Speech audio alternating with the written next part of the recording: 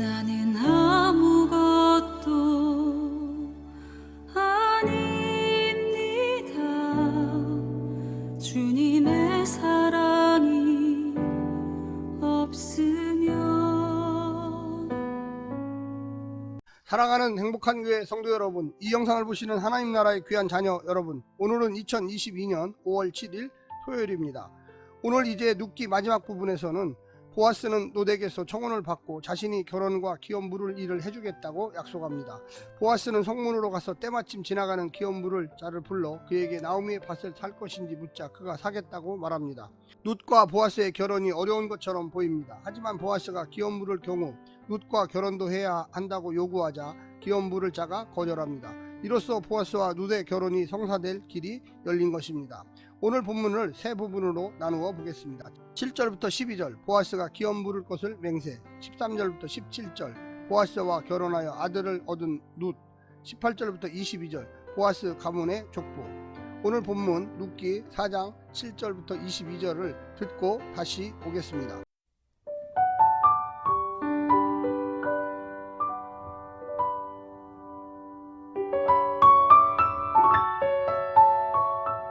옛적 이스라엘 중에는 모든 것을 무르거나 교환하는 일을 확정하기 위하여 사람이 그의 신을 벗어 그의 이웃에게 주더니 이것이 이스라엘 중에 증명하는 전례가 된지라. 이에 그 기업 물을 자가 보아스에게 이르되 내가 너를 위하여 사라 하고 그의 신을 벗는지라. 보아스가 장로들과 모든 백성에게 이르되 내가 엘리멜렉과 기럨과 말론에게 있던 모든 것을 나오미의 손에서 산 일에 너희가 오늘 증인이 되었고 또 말론의 아내 모압 여인 룻을 사서 나의 아내로 맞이하고 그 죽은 자의 기업을 그의 이름으로 세워 그의 이름이 그의 형제 중과 그곳 성문에서 끊어지지 아니하게 하매 너희가 오늘 증인이 되었느니라 하니 성문에 있는 모든 백성과 장로들이 이르되 우리가 증인이 되나니 여호와께서 내 집에 들어가는 여인으로 이스라엘의 집을 세운 라헬과 레아 두 사람과 같게 하시고 내가 에브랏에서 유력하고 베들레헴에서 유명하게 하시기를 원하며 여호와께서 이 젊은 여자로 말미암아 내게 상속자를 주사 내 집이 다말이 유다에게 낳아준 베레스의 집과 같게 하시기를 원하노라 하니라. 이에 보아스가 룻을 맞이하여 아내로 삼고 그에게 들어갔더니 여호와께서 그에게 임신하게 하심으로 그가 아들을 낳은지라. 여인들이 나오미에게 이르되 찬송할지로다. 여호와께서 오늘 내게 기업 물을 자가 없게 하지 아니하셨도다. 이 아이의 이름이 이스라엘 중에 유명하게 되기를 원하노라. 이는 내 생명의 회복자이며 내 노년의 봉양자라. 곧 너를 사랑하며 일곱 아들보다 귀한 내 며느리가 낳은 자로다 하니라. 나오미가 아기를 받아 품에 품고 그의 양육자가 되니 그의 이웃 여인들이 그에게 이름을 지어주되 나오미에게 아들이 태어났다 하여 그의 이름을 오벳이라 하였는데 그는 다윗의 아버지인 이새의 아버지였더라. 베레스의 계보는 이러하니라. 베레스는 헤스론을 낳고 헤스론은 람을 낳았고 람은 암미나답을 낳았고 암미나답은 나손을 낳았고 나손은 살몬을 낳았고 살몬은 보아스를 낳았고 보아스는 오벳을 낳았고 오벳은 이새를 낳았고 이새는 다윗을 낳았더라.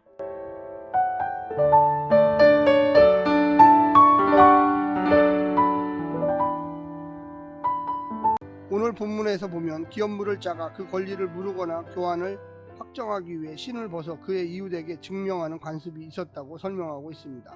이것은 신명기 25장 9절에 근거한 것으로 그 본문은 시형제 결혼에 관한 것입니다. 형이 자녀가 없이 죽었을 때 남동생은 형수와 결혼하여 형의 이름을 이을 의무가 있습니다. 그런데 이런 의무를 이행하지 않을 경우 형수는 시동생을 법정에 고발할 수가 있었습니다. 형수는 법정에서 시동생의 신을 벗기고 침을 뱉고 형제의 집을 세우길 줄겨하지 않는 자라고 하고 그의 집은 이스라엘에게 신 벗기움을 받은 자의 집이라 불리게 됩니다. 이는 그 가문에 대해 불명의 형을 내리는 것입니다. 하지만 룻기에 이야기하는 화자는 신 벗는 것을 단순히 권리를 무르거나 교환을 확정하는 것으로 설명함으로써 율법의 부정적인 요소를 없애고 당시 관습으로 재해석했습니다. 오늘 본문을 세 부분으로 나누어 자세히 설명드리겠습니다. 첫 번째, 보아스, 한 가정을 살리고 채운 사람. 경제적 손해를 무릅쓰기 싫어서 친척 과부의 절박함을 외면하고 기업 무르기를 포기한 친족은 신을 벗어 자신의 포기 의사를 공식화합니다. 이에 보아스는 기다렸다는 듯이 약속대로 기업을 잇습니다. 계산하지 않고 하나님께 대한 도리를 다한 보아스의 선대로 인해 두 과부 나오미와 룻은 물론이고 죽은 엘리멜렉과 기논과 말론의 이름까지 소환되어 그들의 이름으로 땅과 자손이 이어지게 됩니다. 얼핏 보면 이를 통해 보아스가 얻은 것은 의무요 희생이고 잃은 것은 재산으로 보이지만 실제로 그는 하나님을 대신하여 구속자가 되었습니다. 새로운 가족을 얻었고 하나님과 명예를 얻었습니다. 두 번째는 룻과 나오미의 텅 빈 삶을 채운 사람. 룻은 나오미에게 힘이 아니라 짐이 되리라 예상했던 사람입니다. 실제 기업물을 우선순위를 가진 자가 룻의 존재를 거절의 사유로 여긴 것은 나오미가 우려했던 바로 그 상황이었습니다.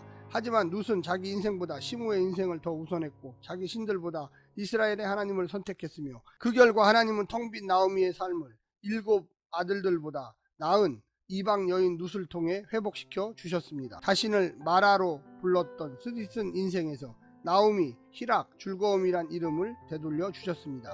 한 이방 여인의 시므를 향한 계산하지 않는 인애가 한 여인을 살리고 한 가문을 살린 것입니다. 마지막 세 번째는 한 시대를 살린 하나님의 인애.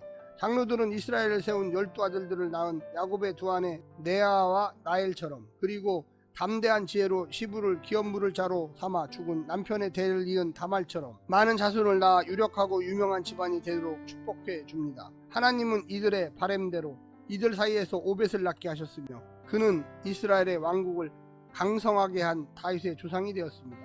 하나님과 보아스와 룻의 선대 헤세드를 통해 텅 빈 나오미의 삶이 채워진 이 생명의 기적은 텅 빈 사사시대가 강성한 왕조로 채워지는 시작이 된 것입니다. 주님의 나라는 오늘 나의 작은 선대를 통해 시작하고 땅끝 성교는 바로 내 주변을 향한 환대에서 시작된다는 것을 명심해야만 하겠습니다. 사랑하는 성도 여러분, 오늘 하루 승리하십시오. 내일부터는 사무엘상을 함께 공부하겠습니다. 오늘 하루도 하나님의 놀라운 축복이 이 영상을 보시는 모든 성도들에게 함께하기를 간절히 원합니다. 샬롬.